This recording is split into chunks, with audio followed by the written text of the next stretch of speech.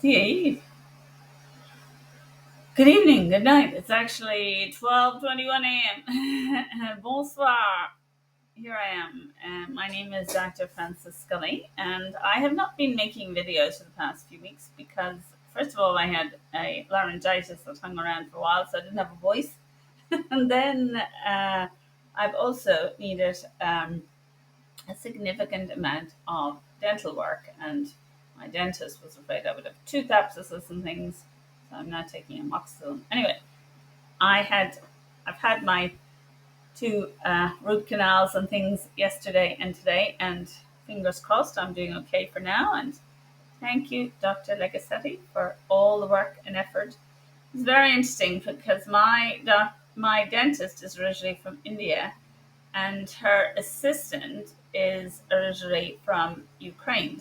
And so I had an Indian Ukrainian combination of ladies, and uh, I don't know all the technical details, but I do know that my dentist was extremely concerned about the position that she had to do with this root canal and all this sort of thing. And I need more work done. She was very worried about it, and things went well, so I'm very happy about that. And yes, and I was busy um, practicing qigong in my chair and meditating and trying to create positive energy for all of us. And I was, of course, thinking the young lady who was assisting, her husband is in Kiev. I couldn't have long conversations with her because she was at work. She's here in Newfoundland with her parents and two younger brothers. And I am sure she is extremely anxious about her husband and about what is happening there.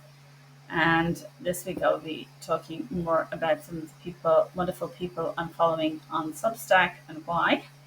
But I thought I would talk about more local issues this week.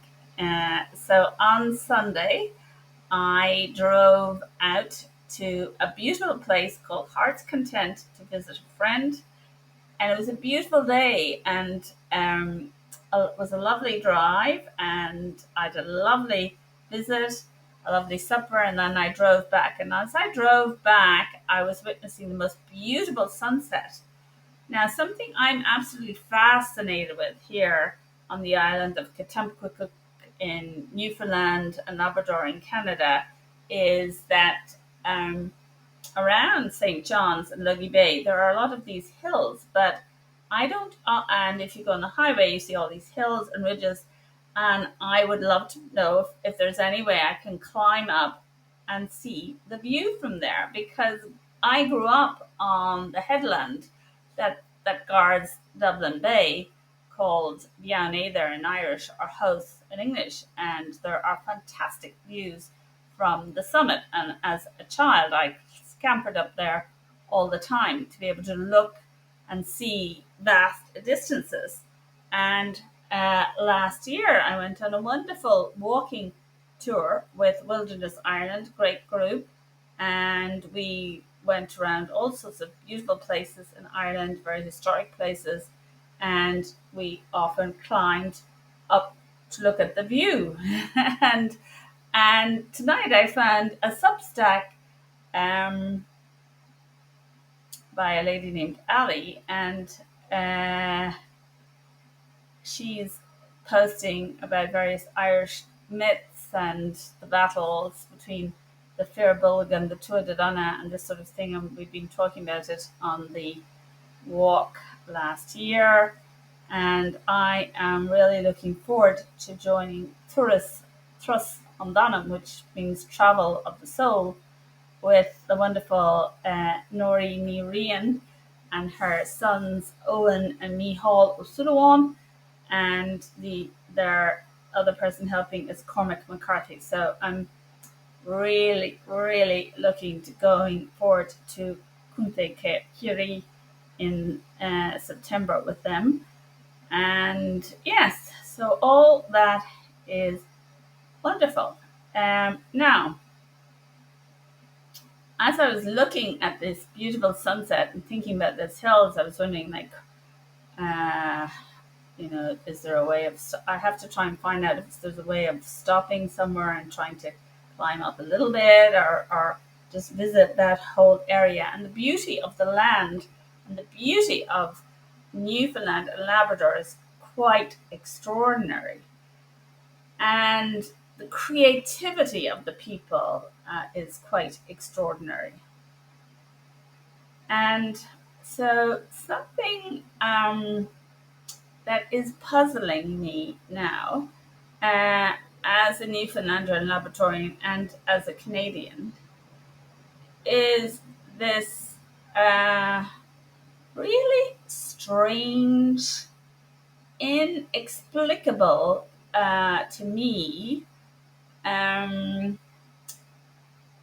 idea that we should be continuing to produce oil or liquefied natural gas. Now, the reason I find this so strange is that very clearly, uh, we're having wildfires, and usually, the wildfires have really disrupted people in our province, and we were spared some of the worst ones before, but there's been dreadful wildfires in Manitoba, right across Canada. And we know these wildfires are dreadful for human health. Well, obviously, there's the danger of the fire itself, and people may have to be evacuated, and all the fear and the worry and all this. And we clearly need a national fire service to coordinate and make sure people are, get out in time and have all the right. They have all the right air equipment and all that sort of thing. So we need wonderful, brave people to be doing that sort of thing, and it needs to be coordinated. And there were like pitiful cries from people in northern Manitoba for a while who were trying to get out, and there was some issues. Um, so there's the actual terror of the fire itself, but also the particulate matter is extremely dangerous to human health, and particularly in places where there's exposure to other other substances. Now, I don't know specifically, but we are still using Roundup or glycophosphate in many forests. And I can remember years ago, a lovely colleague of mine in Nova Scotia was terribly upset that a wonderful, wonderful hematologist, was very upset because glycophosphate was being banned, and it was his favorite weed killer. And there are other ways of gardening and of choosing your plants and so on, that um, you don't need to use weed killers. There are really other ways of doing it. Uh, and he was arguing, oh, we use toxic chemicals all the time. That is really, just listen to yourself saying that as an oncologist. I know you use toxic chemicals, and of course now that I've had some of the toxic chemicals myself for my breast cancer in 2017 and had a terrible reaction. It took me years to recover, and I'm still recovering. I really don't kind of accept this. We use toxic chemicals. I do understand about the risk benefit ratio, and that makes sense. But anyway, with regards to the planet, the risk benefit ratio does not make sense with any more. The age of fossil fuels needs to end. We had a carbon economy, and it has not been good for the majority of people. It really has not. And the only reason there was money to be made for a short period of time in this liquid natural gas was because Putin invaded Ukraine. And the reason that Putin could invade all his different neighbors and so on was that he was making so much money selling so much natural gas or methane. There's nothing natural about it, is the thing. It's methane, and it's the way it's. If you look up the whole process of making it and liquefying it and getting it shipped, nothing natural about it. Very dangerous. If anything goes wrong, it's terribly dangerous. But besides that, the thing is, it's methane. And methane is a greenhouse gas. Not only is it a greenhouse gas, but it is far more damaging to the climate than carbon dioxide. It's just we haven't, all our best scientists haven't yet had the same ability to measure the methane. But there are scientists, certainly one, saying that and I've heard this actually from other people, but this gentleman was presenting his research showing that methane is actually worse than coal, burning coal. So, in terms of climate change, LNG is not a transitional fuel. And I'm going to stop for a minute here. I'm going to move back for a minute and just calm for a minute. But, you know, I was rewriting Wind in the Substack and I realized that I really hate liars. Now, maybe because I'm not good at it, like I go bright red. I've never been able to lie. Confused, I totally get being confused. I might know, I wasn't sure today. Was today the 29th or the 28th? So confused, miscommunication, misunderstanding, that sort of thing, sure, I get. But deliberately lying, I don't understand at all. And the people who work in oil and gas, and they're good, the Norwegians I knew who worked in oil and gas were the nicest people I've ever met anywhere in my life. So there's lots of really good people. That's not the thing. It's just that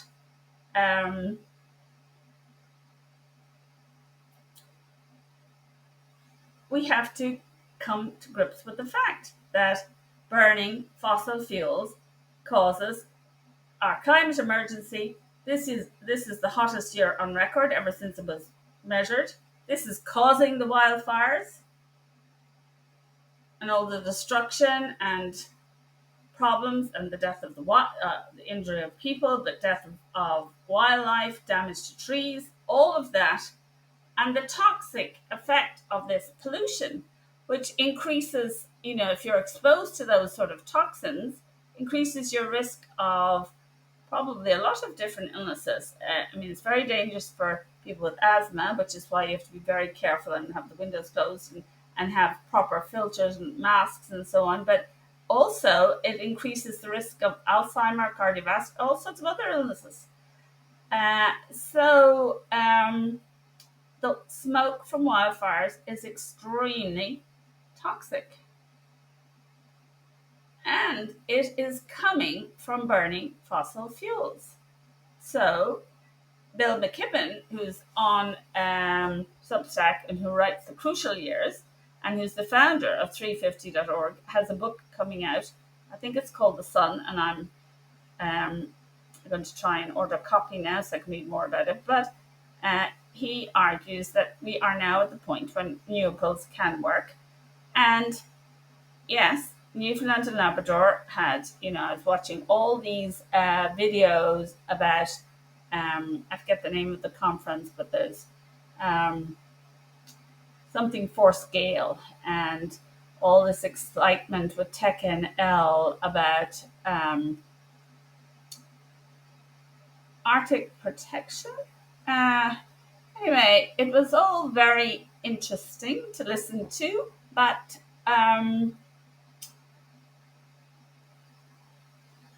we do not want the Arctic to melt.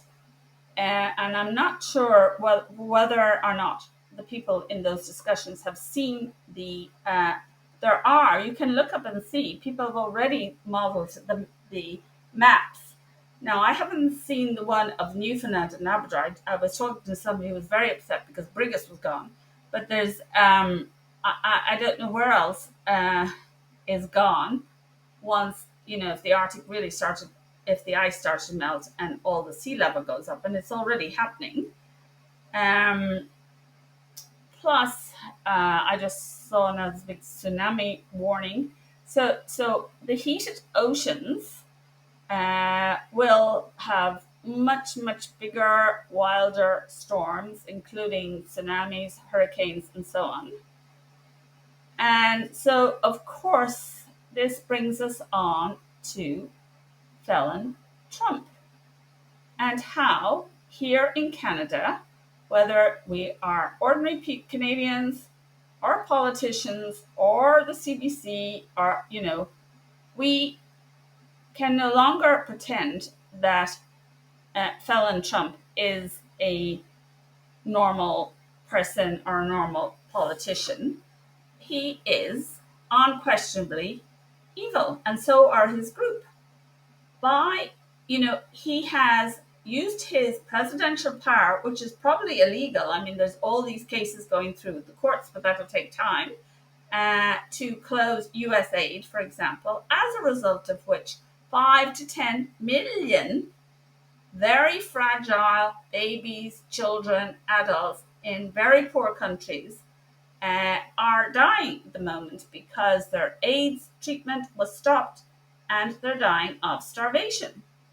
I mean, I listened to a person who was crying about these storages. They actually, I mean, Trump is so vicious and his goons are so disgusting that they actually ordered, they wouldn't let they had some sort of long term uh, food that's sort of like a cake or a biscuit that can be fed to people that's full of nutrition, and they had them stored in warehouses and they wouldn't let them be distributed, and they've actually had to be burned as people starve.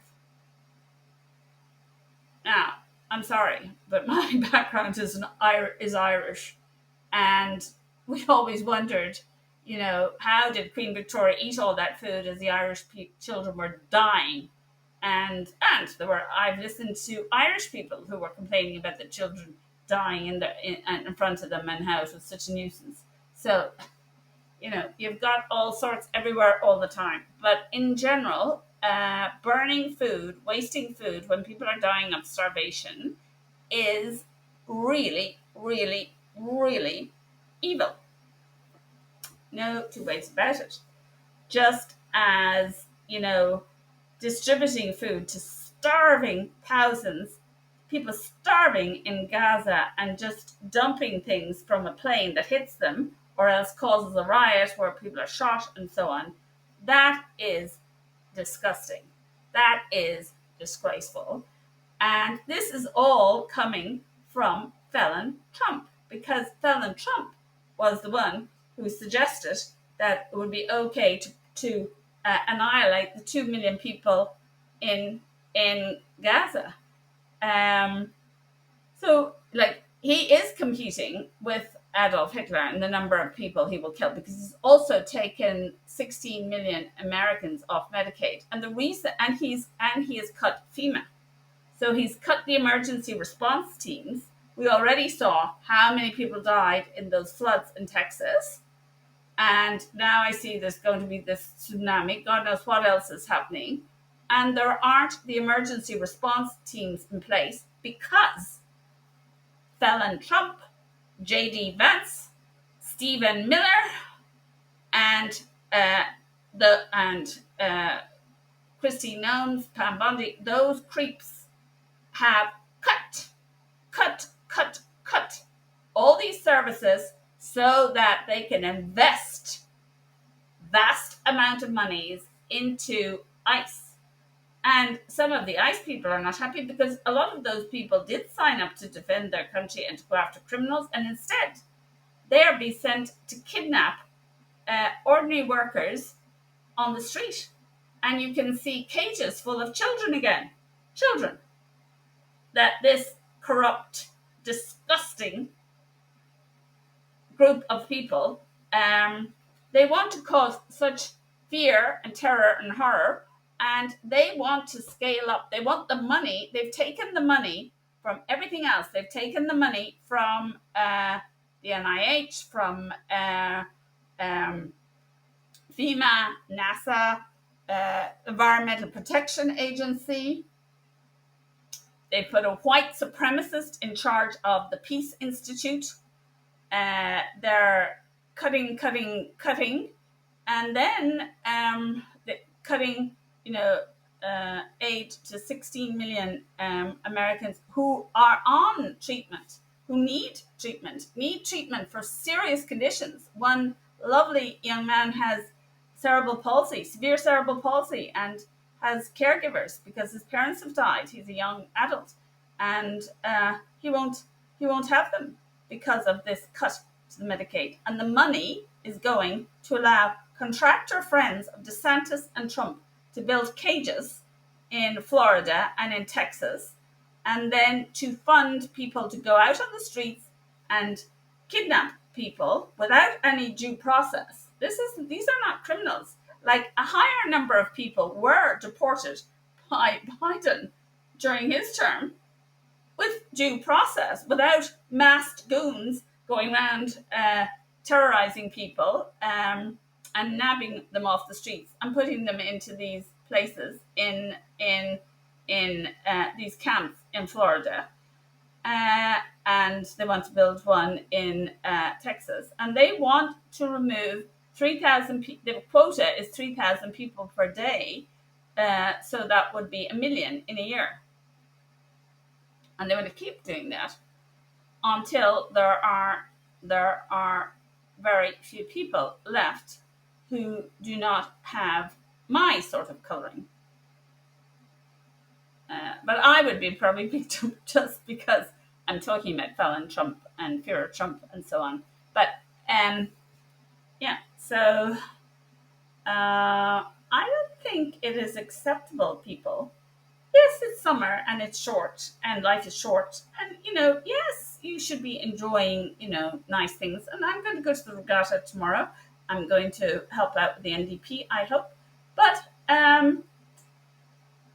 it's not good enough if you're not also at least signing up with letters for Amnesty International, or you're not really doing something about the environment, educating yourself about, say, buying. Well, I would say any book by Bill McKibben will help you. He's written Falter. He's written, what is it, the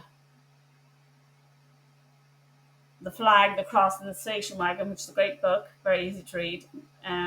He wrote at least three of his books. The one on the sun is all about renewables, which I want to get now. And but anyway, here in Newfoundland and Labrador, we should be going to renewables. Now, it's going to be a massive problem because the best way to do it here will be with offshore wind turbines, and given how dangerous our coast is and how wild the North Atlantic is and so on, that's not going to be easy. But it's fortunate that there's a high number of fantastically well-trained marine people here in our province, and great brave people who work in the Coast Guard and all that sort of thing. And they were able to, and great engineers, and with help, they were able to build those platforms for our oil and gas. So, of course, they're going to be able to build wind turbines in the sea, which is what we need. We need lots of wind, and I don't know what the options are for solar. Well, with the global warming, probably everybody can do solar. I don't know. But definitely we can be doing wind, but it would be offshore. And the experts in that seem to be, some of them are the Brits and the people around the Baltic Sea and so on. And we've all sorts of connections with them already. So that's the way we should be going. And we should be looking at transportation that is electric. And we should be looking at helping all of us with mini splits and all this sort of thing. My bill for this small house is still too high. I've got to look into all that again. And my electricity bill, and it may partly be that I got an electric car. I have to look into all that, but my bill is very high, and I need to get it down. But the way for us to go forward with regards to the energy thing is most definitely wind, and not LNG, and not more oil and gas. Like that, the oil and gas thing is gone, and all that stuff about hydrogen replacing the carbon economy. No, like, it'll be a very small percentage. What really smart people are talking about is carbohydrates replacing the carbon economy, which is very interesting, and using things like hemp and other substances instead of concrete. So, where we want to be innovative and leading the way and leading the world, this is the way to go. And I was delighted to hear on on the CBC again, I can't remember which program, that Brad Smith, who was doing all this incredible work in the States and had been invited by Obama to the White House in better times, uh, is and he was born here and so on, and he's here, and there's other people, the Main Institute, doing all sorts of wonderful things, and that Captain Bartlett was out, and he was talking about the benefits of different types of seaweed for farming and so on, which have been known for forever in Ireland as well. So there are all sorts of wonderful, wonderful things to be done here based on local knowledge, and the knowledge of our, Mima people, our Inuiman, our Inuktitut, and also the knowledge of the people who are of Irish or English or French, Portuguese, whatever, mixed descent,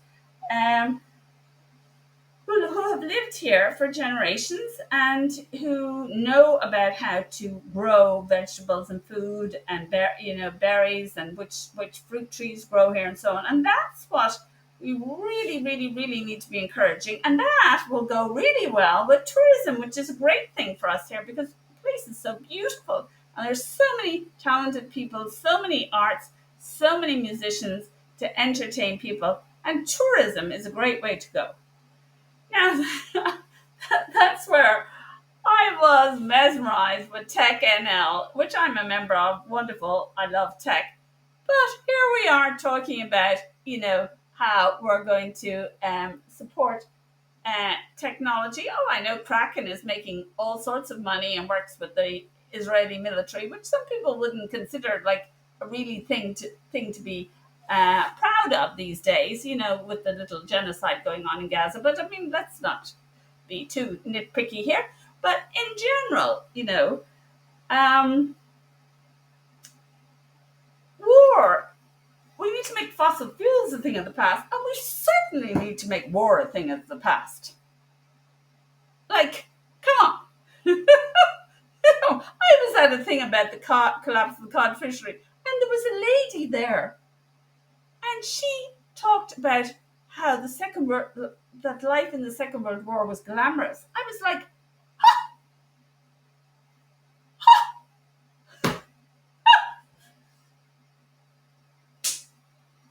war is disgusting, madam. Bombs falling on your head, I can assure you, is dreadful. The noise, the smell, the stink, the fires, the smell of burning flesh. War is disgusting. And it's only people who've all lived their whole lives very far from bombs and things blowing up around them that can possibly think there's anything glamorous about it. Nope. Or you haven't. This is the thing about the war movies. Maybe the new ones with the sounds around will put in the stench. But the smell of burning flesh is disgusting. And some poor person has to clear up that mess at some point. Yeah. Oh my God. Anyway, yes, I do think that, and AI has given us the highest mortality rate of children ever seen in decades. The number of children killed in the war in Gaza, and it's very clearly due to AI. They've made drones that deliberately shoot at children. That is well documented. So if you think using AI to murder children is like a good way to grow our economy, I disagree. I strongly disagree. Yeah. And if you think I'm exaggerating about this, well, just have a look at who was standing behind Donald Trump on January the 28th. Well, there they all were. Mr. Zuckerberg, Mr. What's his name, who just got married, can't think of his name right now, the Amazon guy. Yes. And so was Zuckerberg was there, and so was yeah, Musk. I don't know where Thiel was, but Thiel is up to his yin yang in it. Thiel is the one who gave us Trump 1.0. Thiel gave us JD Vance. Thiel gave us Cambridge, was into Cambridge Analytics, and he's got Palantir, which is being used to track 200 million Americans and to know who, to try to find people to kidnap with the ICE agents. And that's the sort of thing people you want to be involved with. Think about it, darlings. Think about it. Think about it. Anyway, so the latest thing is under Trump. I mean, of course, as soon as Trump is gone and normality is returned, all this will change. But right now, they've made all these guys, Zuckerberg and Thiel and whatever, lieutenants. They've let them hop into the U.S. Army without without the usual training, without, of course, because the U.S. Army normally has lots of training about law. Yes, yes, they're very serious about laws and the rules of war and that sort of thing, or they were, until they have this madman as president who is not serious about anything other than corruption and how much money he can make on his cyber currencies and whether or not he can crash the US economy. So,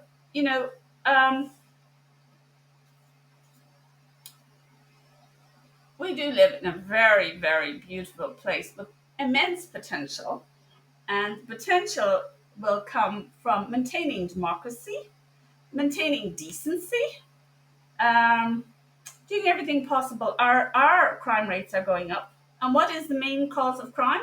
Well, there's a very strong correlation between massive inequality, which is what we're seeing here now, and which is what we're seeing across Canada and across North America. And this comes from deregulation of, it comes from neoliberal policies started by good old Ronnie Reagan, and along with Mulroney and GST, and along with Maggie Thatcher in England and Hawke in Australia, they brought in policies that were designed by Friedrich Hayek, the Nazi lover who wrote the new constitution for Chile with Pinochet. So, not nice people. None of these are nice people. So, really and truly, we have to go in another direction, and we can. Life is good. Life is good. We don't have to have neoliberal policies. We can have perfectly sensible economic policies that allow for that ensure that people are there's progressive tax, and the wealthiest people pay their taxes, and everybody pays their taxes except those who are not earning enough to be paying a lot of tax. We need a progressive tax, and then there's enough money for everything we need to do, and there's going to be a lot less crime and a lot less illness and a lot less stress and a lot less worry. The data showing that extreme inequality is extremely bad for our health, well-being, safety, quality of life. sorry, sorry, apologize. Is clear. It's crystal clear. Yeah. And I will show the book that actually I had the book looking at that the other day, and the introduction is written by Robert Reich, and he's one of the people who writes on Substack. He's a lovely gentleman and an economist, and he's one of the ones explaining how neoliberalism is really more a cult than economic policy. And I see that he wrote the introduction to that wonderful book on how inequality is so terrible for our health.